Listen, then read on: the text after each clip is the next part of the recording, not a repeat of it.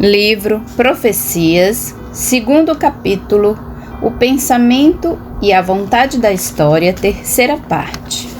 Cada coisa está em seu lugar. Não desprezemos o progresso técnico. É uma conquista, não só porque nos liberta das necessidades materiais, como também porque desenvolve algumas qualidades do espírito, como a inteligência. Veem alguns na máquina o instrumento de uma nova escravidão. Mas o homem teve sempre que lutar pela vida e está em uma forma de luta muito menos pesada que as primitivas. Viver numa oficina amarrada a uma máquina ou num escritório preso a um trabalho monótono é muito menos duro que lutar contra feras e os agentes naturais, nossos inimigos. Entretanto, pode parecer que isso atrofia as qualidades de iniciativa e livre criação individual. Mas isto transforma o indivíduo em um ser isolado contra todos, numa célula social que aprende a viver num organismo coletivo. Além disso, lutar como uma máquina requer muito mais qualidade de raciocínio e inteligência e muito menos prepotência e ferocidade do que lutar contra o homem para assaltá-lo ou contra um animal para domesticá-lo. A máquina é honesta, dá-nos o que lhe dermos e não tem uma vontade egoística, rebelde à nossa. Ela obedece não o mais prepotente, mas ao mais inteligente. A máquina fará o desaparecer o dominador pela força e levará o homem a uma forma diferente de seleção, não a do mais forte ou a do mais astuto, mas a do mais inteligente. O progresso técnico imporá a necessidade de desenvolver essa qualidade superior, dado que na luta pela vida já se poderá vencer por esse novo caminho. Em outros termos, poder-se-á resolver o problema de vencer e viver não pelos caminhos da força ou da astúcia, mas pelos caminhos da inteligência, que dará ao homem o domínio sobre as forças da natureza, que sujeitas a ele poderão garantir-lhe a vida. Mas estas serão realizações remotas. Hoje, no entanto, o atual progresso técnico que nos prepara para elas e abre-nos o caminho. O mundo necessita de cada vez menos ferocidade e mais inteligência, que é sem dúvida um meio para chegar à bondade. E a máquina não está contra essa transformação. A própria guerra se está tornando cada vez mais um problema de produção industrial e técnica, e cada vez menos um problema de ódio pessoal contra um inimigo que muitas vezes é hoje desconhecido e contra o qual não se nutre nenhum sentimento. Essa eliminação do ódio feroz e sanguinário é já algo como progresso, considerando-se o que é o homem que assim ao menos fica constrangido na guerra, não tanto a ferocidade, hoje cada vez mais inútil quanto ao trabalho cerebral de dirigir sua máquina de guerra. Não se poderia pretender hoje maior progresso. Além disso, o homem que mata com a guerra mecânica, gente que ele não conhece, pode mais facilmente convencer-se da estupidez da guerra em relação àquele que mata um inimigo para defender a própria esposa e os filhos. Mas, além disso, cada vez mais nos aproxima do fim das guerras o fato de que a técnica nos leva a tal poder destrutivo que, como não se poderá fazê-la sem que todos fiquem aniquilados? Como se vê, a onda histórica que agora carrega homens e acontecimentos, se de um lado está destruindo, está hoje, por outro lado, semeando para o futuro. Com efeito, desenvolve a inteligência para chegar àquela sua forma superior que é a bondade. Com a máquina liberta-nos da escravidão material, e eleva o nível de vida, a fim, com a técnica bélica super destrutiva, prepara-se para tornar impossíveis no futuro as guerras. Assim, sem sabê-lo, guiá-lo pelo pensamento e pela vontade da história, o mundo está lançando as bases das novas construções do porvir. Se a fase atual da onda histórica é o destrucionismo, não devemos ficar permissistas por isso. Ao contrário, é justamente essa fase de destruição que preludia a sucessiva de reconstrução. É também de compensação e equilíbrio. Podemos até ver francamente na atual fase de destrucionismo uma prova do próximo advento de uma nova civilização e de uma fase preparatória. Parece-nos assim, seguindo a lógica do pensamento da história. Ela caminha por compensação de contrários que se completam e equilibram em sua complementariedade, integrando-se reciprocamente, de modo que da oscilação resulta um único caminho de subida. Hoje não se trata apenas do ato de lançar algumas sementes novas, como vimos há pouco no terreno da maturação dos povos, mas trata-se de um total e complexo movimento de forças que estão prontas a ajudar essas maturações. Assim como as estações, o terreno, as chuvas, o calor e tanto outros agentes concorrem todos ao desenvolvimento de nossas sementeiras agrícolas. É toda a onda que carrega homens, povos e acontecimentos, e que depois de um período de descida e desmoronamento de valores, como o atual, deve reagir num período de ascensão e reconstrução de valores.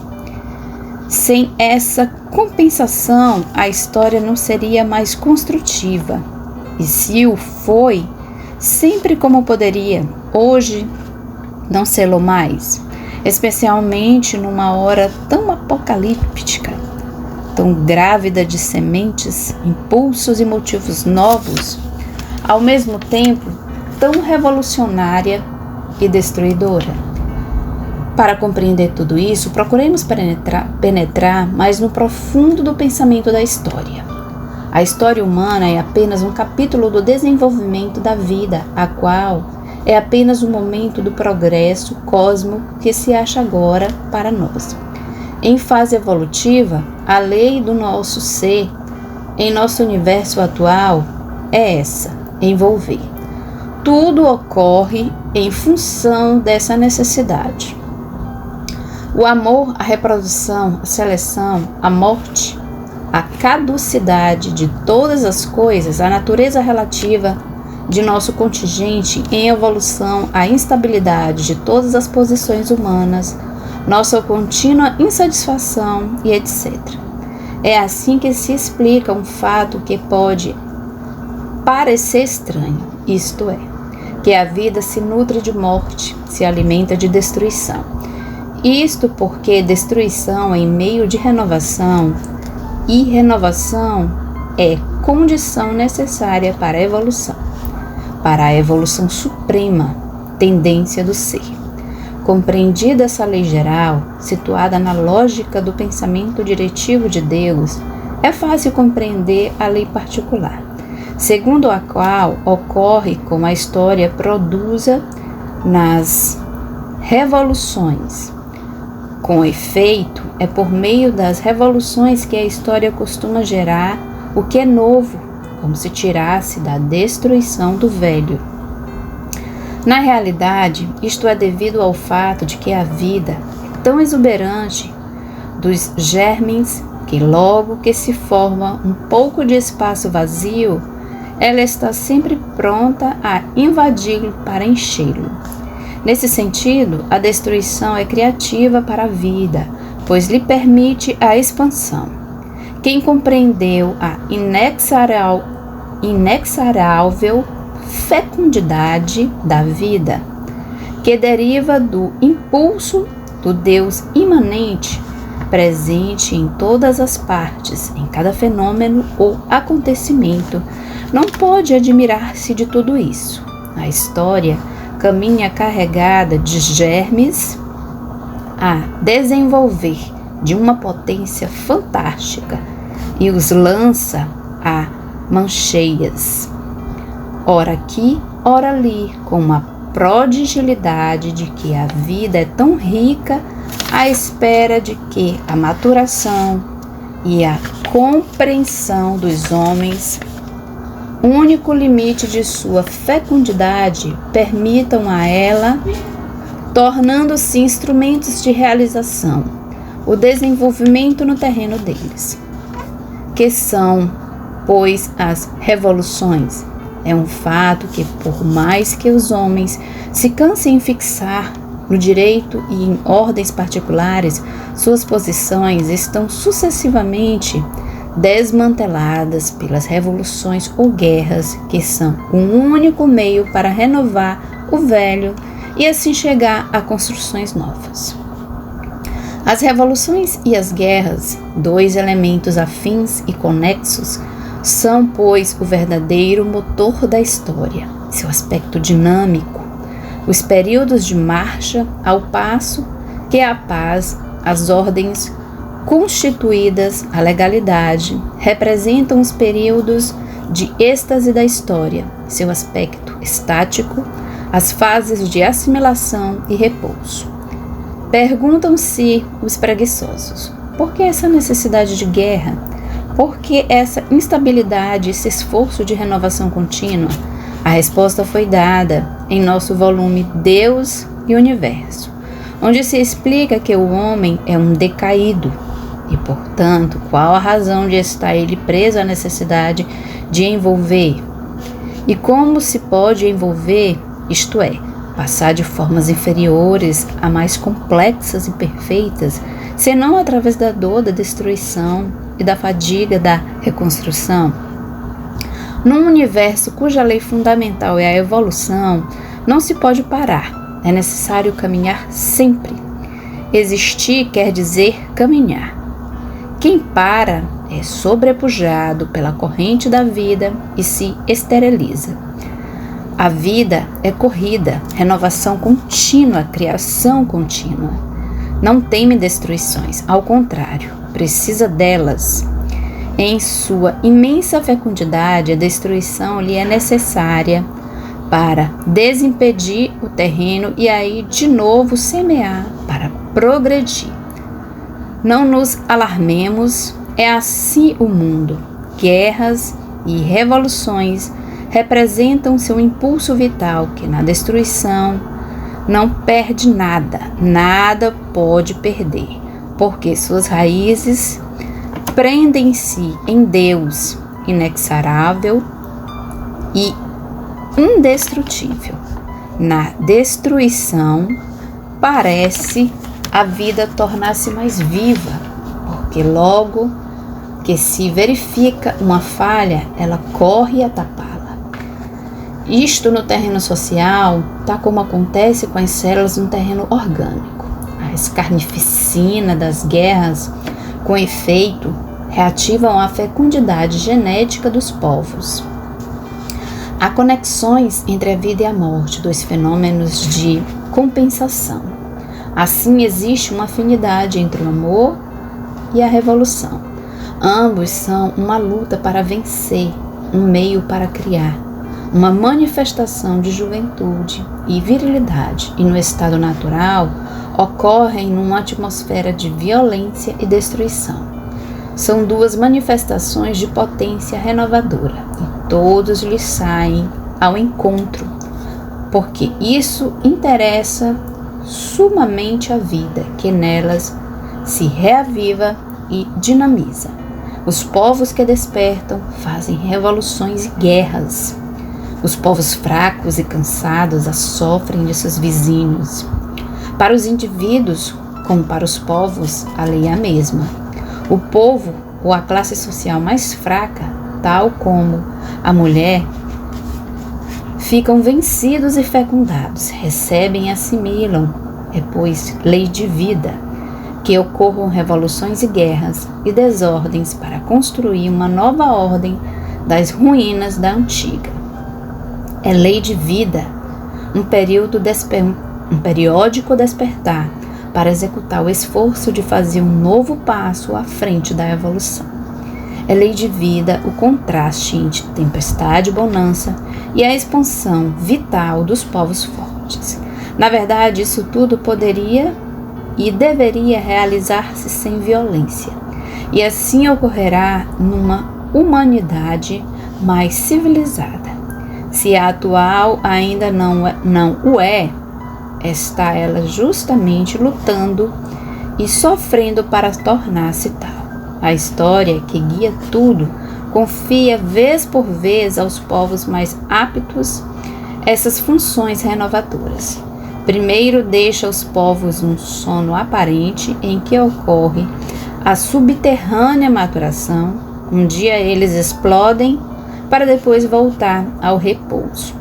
A natureza, em sua sábia economia, poupa suas forças e não repete um impulso inútil. Coube a primeira aos povos franceses. Agora é a vez do povo russo.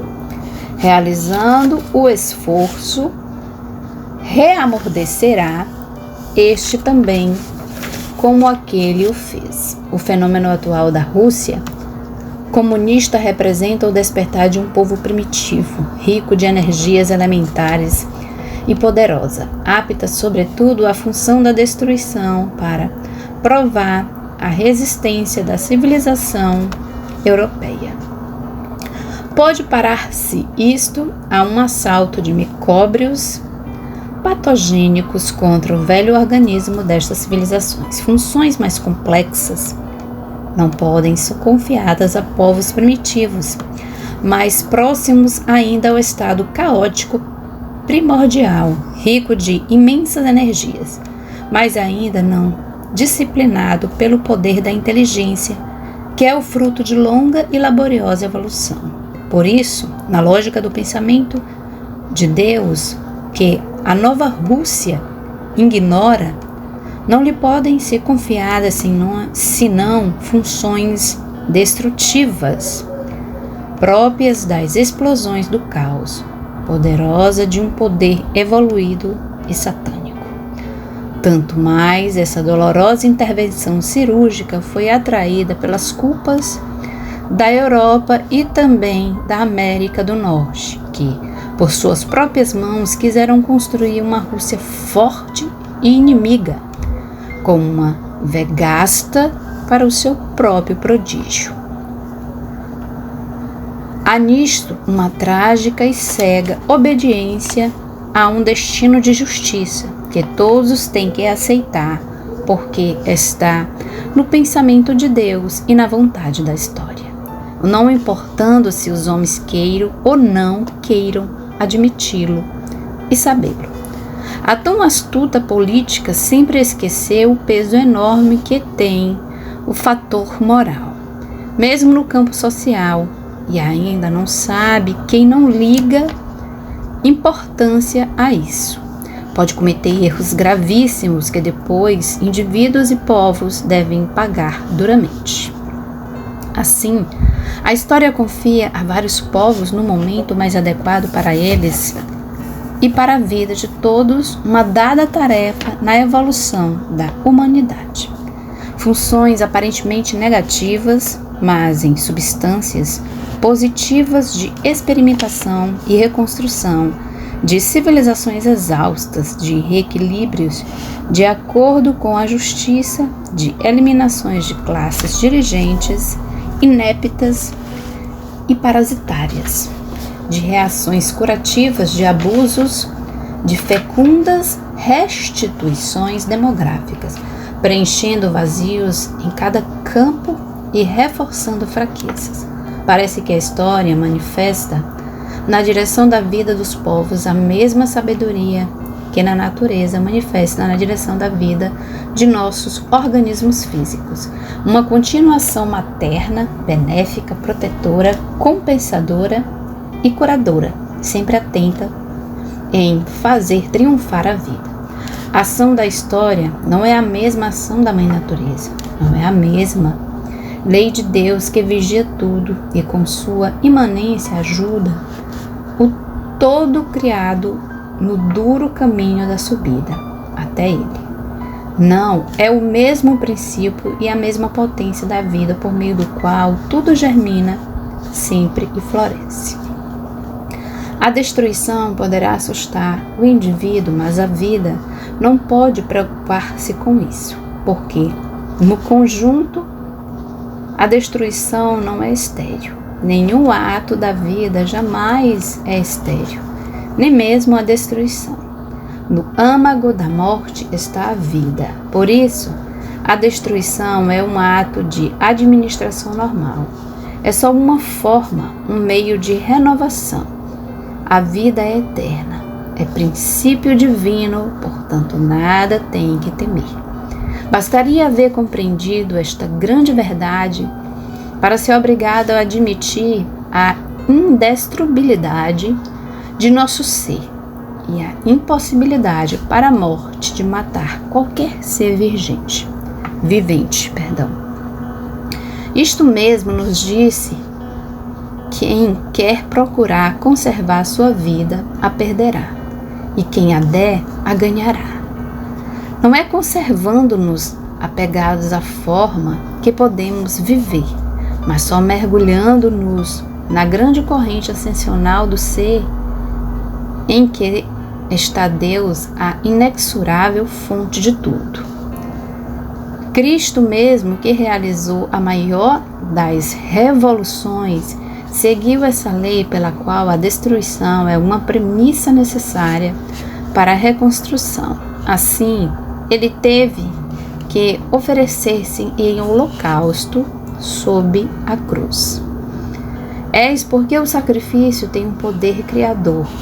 A renúncia pode construir num plano mais alto. A dor nos amadurece e a morte é a lei da vida. Bastaria ter compreendido este princípio universal para compreender a necessidade absoluta da paixão e da morte de Cristo para a evolução do mundo. Neste capítulo, quisemos observar como funciona o pensamento e a vontade da história. Primeiramente, em sentido geral, e depois observando no pormenor a natureza da onda histórica que guia os homens e os acontecimentos na hora atual. Tudo isso para chegar a esta conclusão, que é a tendência atual à destruição que existe em todos os campos e o estado de revolução e de guerra em que se acha o mundo representam justamente o índice mais evidente da reação complementar necessária para a reconstrução de amanhã, ou seja, representam uma fase preparatória após a descida para a subida da onda histórica, aquela que quer que chegue e se realize a nova civilização do terceiro milênio.